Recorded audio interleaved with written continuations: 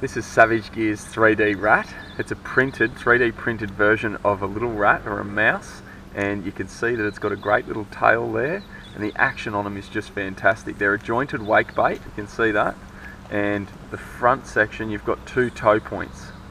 And depending on what you want to do, if you want this thing to be crawling along the surface and just waking along the surface, or if you run it like this, you can get it diving just underneath the surface, which is great for bass.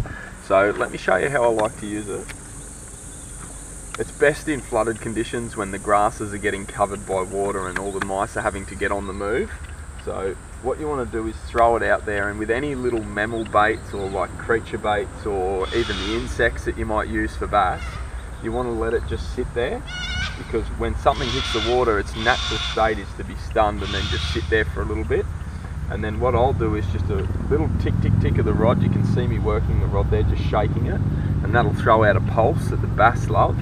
And then just leave it there, and then a slow wind in, and if you lift your rod tip, you'll get that wake happening and the little tail just goes nuts.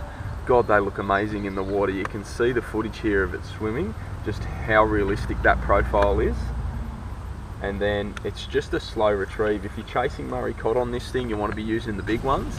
You just want to be slow rolling it in for bass and then just letting it sit, come up to the surface, slow roll it in, let it sit.